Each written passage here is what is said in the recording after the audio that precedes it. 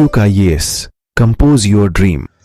Hello दोस्तों, quick IAS YouTube channel पे आपका स्वागत है। आज के वीडियो में हम लोग आधुनिक बिहार के इतिहास के अंतर्गत बिहार में खिलाफत और असहयोग आंदोलन को देखेंगे, क्योंकि 17 नवंबर को बीपीएससी का पेपर है, 70 बीपीएससी का। तो उसकी तैयारी के लिए हमारे चैनल द्वारा सारे सब्जेक्ट के वीडियो आप लोगों को प्रोवाइड कराया जा रहा है।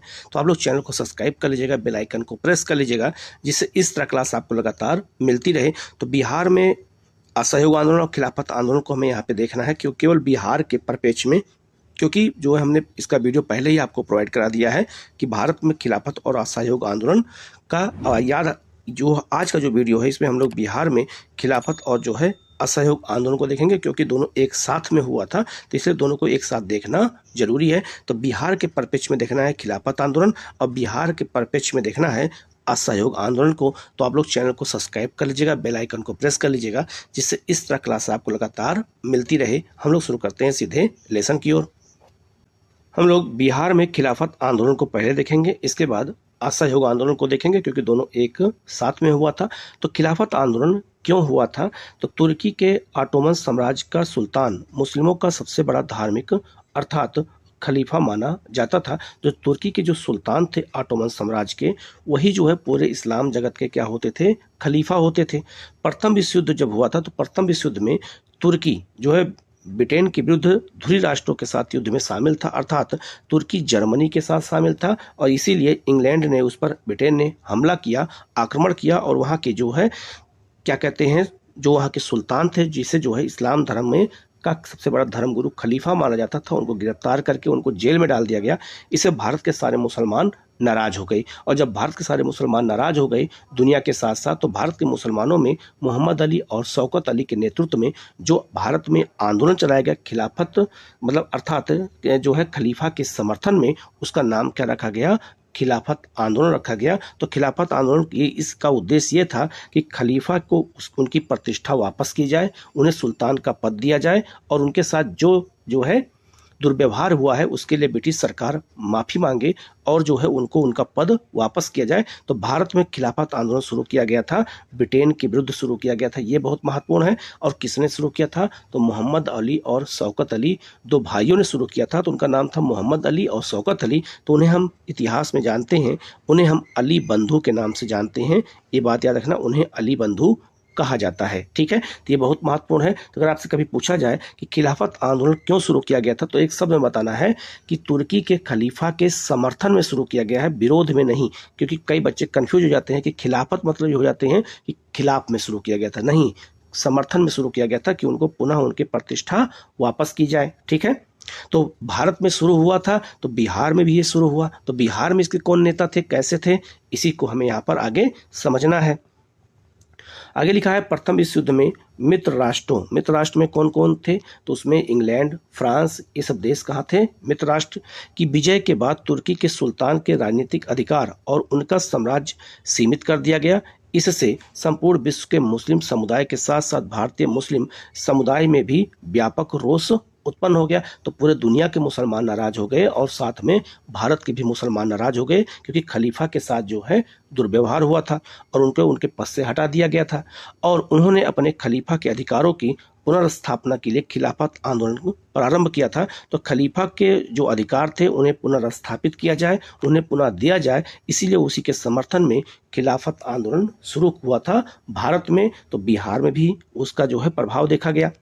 आगे लिखा है दिल्ली में जो है 24 नवंबर 1919 को गांधी जी की अध्यक्षता में अखिल भारतीय खिलाफत सम्मेलन आयोजित हुआ, जिसमें सरकार के साथ असहयोग प्रस्ताव पारित हुआ। तो याद रखना, दिल्ली में जब हुआ बैठक इसकी हुई, तो खिलाफत आंदोलन की बैठक कहाँ हुई थी? दिल्ली में हुई थी, यह बात याद रखना। तो भारतीय खिलाफत जो सम्मेलन था जब दिल्ली में आयोजित किया गया, कब? तो याद रखना जो है 24 नवंबर 1919 को। तो उसका अध्यक्ष किसको बनाया? गांधी जी को बनाया गया। ये बहुत महत्वपूर्ण क्वेश्चन है, इसको याद रखिएगा। ये क्वेश्चन कई बार आया हुआ है कि जब खिलाफत की बैठक दिल्ली में आयोजित की गई थी, तो उसके अध्यक्ष कौन थे? तो उसका अध्यक्ष गांधी जी को बनाया गया। तब गांधी जी को यह अवसर लगा कि क्यों ना इसी के साथ असहयोग आंदोलन भी शुरू किया जाए। क्यों? क्योंकि जो है हिंदू मुसलमानों में एकता काफ़ी है, और जब दोनों में एकता होगी तो हमारा असहयोग आंदोलन सफल हो जाएगा। अब बिहार के अगर परिप्रेक्ष्य में देखा जाए तो 30 नवंबर को पटना में आयोजित एक सभा में हसन इमाम ने शांति समारोह के बहिष्कार का बयान दिया।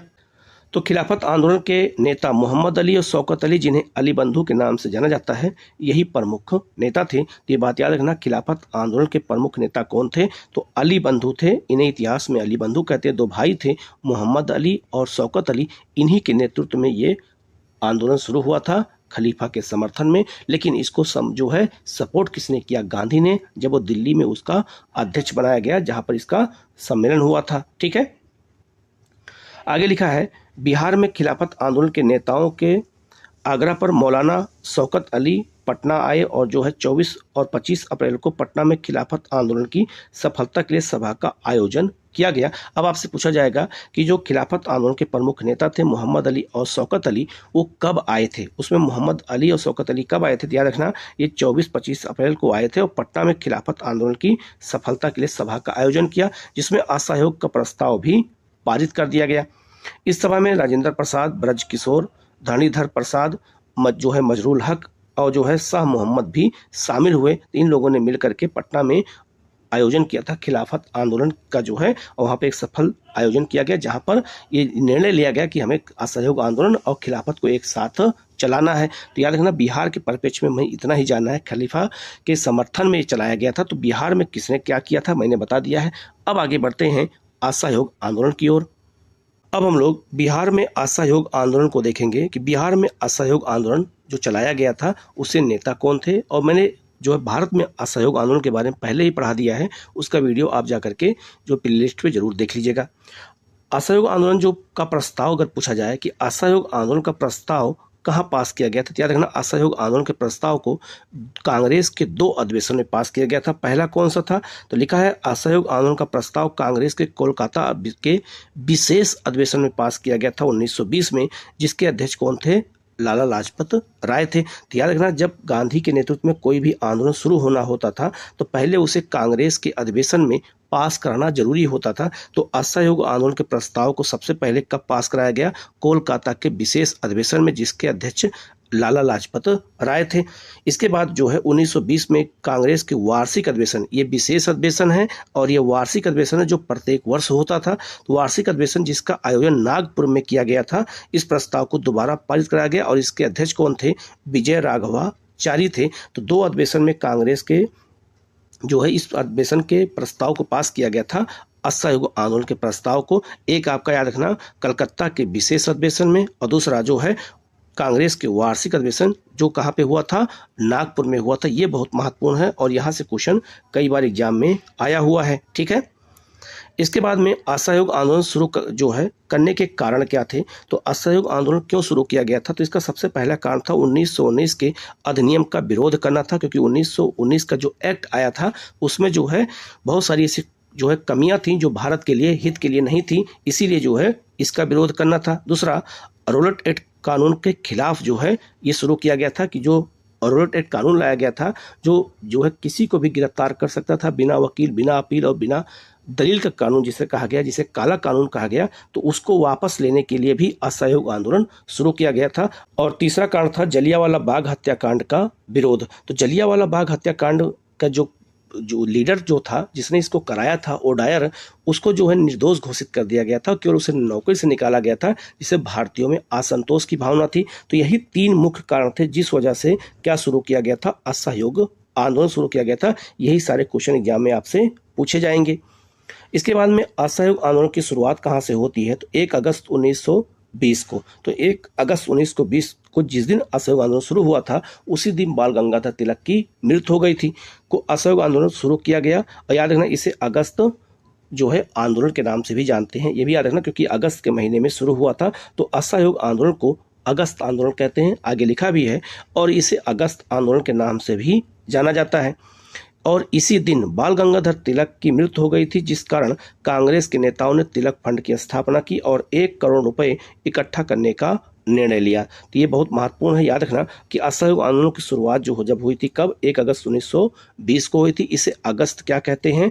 आंदोलन कहते हैं क्योंकि अगस्त के महीने में शुरू हुआ था और इसी दिन बाल गंगाधर तिलक की मृत्यु हो गई थी। ये भी क्वेश्चन पूछा गया है कि जिस दिन असहयोग आंदोलन शुरू हुआ था कांग्रेस के किस बड़े नेता की मृत्यु हो गई थी, तो बाल गंगाधर तिलक की मृत्यु हुई थी और उन्हीं की याद में एक तिलक फंड बनाया गया था जिसमें 1 करोड़ रुपए इकट्ठा करने का निर्णय लिया गया था। तो इस रकम को भी आपको याद रखना है, ये भी वाक्य बना करके आपसे क्वेश्चन पूछा जा सकता है। तो जो छोटी छोटी बातें अगर इन पर हम गौर करेंगे तभी हमारे क्वेश्चन गलत नहीं होंगे। आप लोग जो है आप टेस्ट किसी न किसी कोचिंग का बना रहे होंगे तो बहुत सारे क्वेश्चन गलत हो रहे होंगे, तो आपको बहुत घबराहट महसूस हो रही है, तो आप लोग रिवीजन नहीं कर रहे होंगे। इसी वजह से जितना आप रिवीजन करेंगे उतना आप जो है एग्जाम के पास होने के नज़दीक पहुँचेंगे। ठीक है, तो आप लोग रिवीजन पे फोकस बहुत अच्छे से करिएगा। अब आगे बढ़ते हैं। असहयोग आंदोलन का कार्यक्रम कौन सा था? जब असहयोग आंदोलन शुरू किया गया था तो उसके कुछ कार्यक्रम डिसाइड किए गए थे। तो पहला था नकारात्मक कार्यक्रम। नकारात्मक कार्यक्रम वो था जहां पर ब्रिटिश सरकार का सहयोग नहीं करना है। याद रखना, पहले हम क्या करते थे, ब्रिटिश सरकार का सहयोग करते थे, लेकिन अब ये निर्णय लिया गया कि हम कुछ क्षेत्रों में ब्रिटिश सरकार का क्या करेंगे, असहयोग करेंगे। इसी को नाम दिया गया नकारात्मक कार्यक्रम। इसमें क्या क्या करना था? पहला ये करना था कि सरकारी उपाधियों का परित्याग करना था। तो याद रखना, इसी समय गांधी ने अपनी सारी उपाधियां त्याग दी थी। तो गांधी ने जुलू पदक, बोअर पदक, ठीक है, कैसरे हिंद की उपाधि इसी समय जो है लौटा दिया था। तो एग्जाम में पूछा भी गया है कि गांधी ने अपनी सारी उपाधि कब वापस की थी, तो असहयोग आंदोलन के समय। तो सरकारी उपाधियों को जो है गांधी के अलावा बहुत सारे कांग्रेस नेताओं ने अपनी सारी उपाधि वापस कर दी और कहा कि अब हम आपकी उपाधि धारण नहीं करेंगे, अर्थात अब हम आपका सहयोग नहीं करेंगे। दूसरा, सरकारी स्कूलों और कॉलेजों का बहिष्कार किया गया, क्योंकि जो सरकारी स्कूल और कॉलेज अंग्रेजों द्वारा खोले गए थे उनका बहिष्कार किया गया। अब हम आपके स्कूल में नहीं पढ़ेंगे। ठीक है, सरकारी उत्सव और समारोह का बहिष्कार किया गया। जैसे किसी महारानी का बर्थडे होता था कहाँ पर, इंग्लैंड में, तो उसका उत्सव और समारोह भारत में मनाया जाता था। तो उसमें जो है लोग कांग्रेस के बड़े बड़े नेता शामिल भी होते थे। तो ये निर्णय लिया गया कि आगे से सरकारी उत्सव और समारोह में जो है हम लोग शामिल नहीं होंगे और उसका हम क्या करेंगे, बहिष्कार करेंगे। इसके अलावा विदेशी वस्तुओं का बहिष्कार करने का निर्णय लिया गया और कहा गया कि विदेशी वस्तु नहीं लिया जाएगा, विदेशी वस्तु के स्थान पे हम लोग स्वदेशी वस्तु को बढ़ावा देंगे। स्थानीय चुनाव का बहिष्कार किया गया कि स्थानीय चुनाव में अब हम हिस्सा नहीं लेंगे। सरकारी अदालतों का बहिष्कार किया गया कि सरकारी अदालतों में नहीं जाएंगे और जो जितने भी वकील थे उस सारे वकीलों ने अपना जो है वकालत छोड़ दिया। जो है उन्होंने कहा अब हम जो है वकालत छोड़ देंगे और जो है असहयोग आंदोलन में शामिल होंगे। तो याद रखना, ये जो नकारात्मक कार्यक्रम है ये असहयोग आंदोलन के थे। ये सब कुछ क्या करना था, इन सब क्षेत्रों में असहयोग करना था। जहां पर हम पहले सहयोग करते थे अब क्या करेंगे, हम असहयोग करेंगे। ठीक है, अब आगे बढ़ते हैं। कुछ रचनात्मक कार्यक्रम भी डिसाइड किया गया कि हम कुछ नया काम करेंगे। जैसे राष्ट्रीय विद्यालय की स्थापना की गई। यह निर्णय लिया गया कि मान लीजिए सरकारी स्कूलों का परित्याग किया जाता है तो बच्चे कहाँ पढ़ेंगे, तो जो है राष्ट्रीय विद्यालय में पढ़ेंगे। अब वो जो है सरकारी स्कूल में नहीं पढ़ेंगे। तो पूरे देश में जो है बहुत सारे राष्ट्रीय विद्यालय स्थापित किए गए। पंचायती अदालतों की स्थापना की गई। क्यों? क्योंकि सरकारी अदालतों का अगर हम बहिष्कार कर रहे हैं तो हमारे देश में जो भी विवाद होगा अब उसे हम पंचायती अदालतों में सुलझा लेंगे और सरकारी अदालतों में नहीं जाएंगे। स्वदेशी को अपनाया जाएगा, स्वदेशी को अपनाएंगे, विदेशी वस्तुओं का बहिष्कार करेंगे। छुआछूत की समाप्ति, क्योंकि अगर हम असहयोग आंदोलन कर रहे हैं और सबकी भागीदारी अगर जरूरी है तो हमें छुआछूत को समाप्त करना ही पड़ेगा। अगर छुआछूत समाप्त नहीं करेंगे तो याद रखना इससे जो है क्या होगा, आंदोलन कमजोर पड़ जाएगा। इसके अलावा हिंदू मुस्लिम एकता पर बल देने की बात की गई। अगर हिंदू मुस्लिम एकता बनी रहेगी तो अंग्रेज जो है हमारे सामने झुकेंगे और वो असहयोग आंदोलन का उनके ऊपर प्रभाव पड़ेगा। कताई बुनाई के लिए चरखों का निर्माण और वितरण किया गया। पूरे भारत में 1 करोड़ चरखे बांटे गए थे कि जो हम विदेशी वस्तु अगर नहीं पहनेंगे तो स्वदेशी वस्तु को पहनने के लिए हमें कपड़े को बुनना पड़ेगा, इसीलिए चरखों को बांटा गया था और 1 करोड़ चरखे पूरे भारत में बांटे गए थे। ठीक है, अब आगे बढ़ते हैं। अब आते हैं बिहार में असहयोग आंदोलन के बारे में देख लेते हैं। तो बिहार के बैरिस्टर हसन इमाम की अध्यक्षता में कांग्रेस का विशेष अधिवेशन जो है मुंबई में आयोजित किया गया, जिसमें सरकारी सुधारों की आलोचना की गई थी। तो बिहार के जो है वकील कौन थे, हसन इमाम थे। इन्हीं की अध्यक्षता में बम्बई में एक जो है कांग्रेस का विशेष अधिवेशन बुलाया गया था। ये भी क्वेश्चन आपसे पूछा जाएगा कि बिहार के कौन से वकील थे जो कांग्रेस के विशेष अधिवेशन जो बम्बई में हुआ था अध्यक्षता किए थे। तो यह कौन थे, हसन इमाम थे। इस पॉइंट को आप अच्छे से याद रखिएगा। ठीक है, आगे बढ़ते हैं। इस आंदोलन के समर्थन में 6 अप्रैल 1919 को बिहार में हड़ताल की गई। ये बहुत महत्वपूर्ण है, डेट आपको याद रखना है कि बिहार में असहयोग आंदोलन के दौरान जो है हड़ताल कहाँ हुई थी, मतलब कब हुई थी, तो 6 अप्रैल 1919 को हुई थी। बिहार के डॉक्टर राजेंद्र प्रसाद, ब्रज किशोर प्रसाद, मजरूल हक, गोरख प्रसाद, धरणीधर प्रसाद आदि नेताओं ने परिषद के चुनाव से अपनी उम्मीदवारी वापस ले ली। अब आपसे क्वेश्चन पूछा जाएगा कि असहयोग आंदोलन के दौरान किन बिहार के नेताओं ने परिषद के चुनाव, विधान परिषद के चुनाव से अपनी उम्मीदवारी वापस ले ली थी। तो याद रखना, इन सब नामों को याद रखना है कि राजेंद्र प्रसाद, ब्रजकिशोर प्रसाद, मजरूल हक, गोरख प्रसाद और धरणीधर प्रसाद। तो याद रखना, ये 5 लोगों ने अपनी उम्मीदवारी वापस ले ली थी। इनके बारे में अच्छे से याद रखना, ये क्वेश्चन आपसे पूछा जाएगा कि जो है किन किन लोगों ने उम्मीदवारी वापस ली थी। ठीक है, क्यों? क्योंकि हमें अब चुनाव का भी बहिष्कार करना है और चुनाव में शामिल नहीं होना है। आगे बढ़ते हैं। राजेंद्र प्रसाद की अध्यक्षता में भागलपुर में बिहार प्रांतीय जो है सम्मेलन का 12वां अधिवेशन आयोजित किया गया, जिसमें असहयोग आंदोलन का समर्थन किया गया। अब आपसे क्वेश्चन पूछा जाएगा कि बिहार में असहयोग आंदोलन का समर्थन जब किया गया था तो किसकी अध्यक्षता में बिहार प्रांतीय सम्मेलन का आयोजन किया गया था? तो राजेंद्र प्रसाद की अध्यक्षता में। कहाँ पे किया गया था? भागलपुर में किया गया था। तो 2 से 3 क्वेश्चन बन सकते हैं, इसको आपको अच्छे से याद रखना। कौन सा सम्मेलन था? 12वां सम्मेलन था। अध्यक्ष कौन थे? राजेंद्र प्रसाद। भागलपुर में हुआ था। और कौन सा? बिहार प्रांतीय सम्मेलन हुआ था। और क्या किया गया? असहयोग आंदोलन के प्रस्ताव को पास किया गया, समर्थन किया गया। ये बहुत महत्वपूर्ण है। तो आप लोग जब कभी रिवीजन करिए तो ऐसे छोटे छोटे पॉइंट को जब आप पकड़ के अच्छे से करेंगे तो आपको ये सारे क्वेश्चन क्या हो जाएंगे? याद हो जाएंगे। आगे बढ़ते हैं। महात्मा गांधी ने 6 फरवरी 1921 को बिहार में राष्ट्रीय महाविद्यालय तथा बिहार विद्यापीठ का उद्घाटन किया था। ये भी याद रखना। क्यों? क्योंकि मैंने अभी बताया था कि असहयोग आंदोलन के रचनात्मक कार्यक्रम के अंदर राष्ट्रीय विद्यालय की स्थापना पूरे भारत में की गई थी। तो राष्ट्रीय महाविद्यालय और विद्यापीठ की स्थापना बिहार में किसने किया? गांधी ने किया। कब? 6 फरवरी 1921 को किया। इस चीज को अच्छे से आप याद रखिएगा, अगर यहाँ से क्वेश्चन आए तो गलत ना होने पाए। आगे बढ़ते हैं।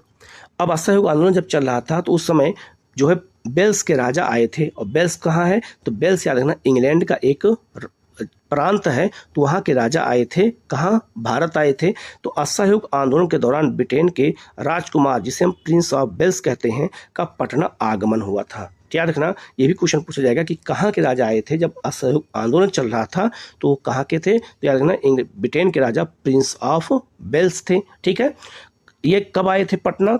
याद रखना, ये डेट को याद रखना है, जो है 22 दिसंबर 1921 को ये कहाँ आए थे? पटना आए थे। और उनका विरोध पूरे शहर में किया गया था और हड़ताल का आयोजन किया गया था पूरे पटना शहर में। ठीक है, तो ये बहुत महत्वपूर्ण है, इसको अच्छे से याद रखना। अगर आपसे क्वेश्चन पूछा जाए कि जो है असहयोग आंदोलन के दौरान ब्रिटेन के राजा प्रिंस ऑफ वेल्स जब भारत आए थे तो जो है पटना कब गए थे? ये डेट याद रखना है, 22 दिसंबर। और पटना जो गए थे याद रखना, वहाँ पे विरोध हुआ था, ये भी आपको याद रखना है। और ये भी क्वेश्चन पूछा जा सकता है कि प्रिंस ऑफ वेल्स बिहार के किस शहर में गए थे? तो पटना में गए थे। तो क्वेश्चन कहीं से भी घुमा के अगर पूछा जाएगा तो इसको आप अच्छे से तैयार रखा, जिससे ये क्वेश्चन गलत ना होने पाए।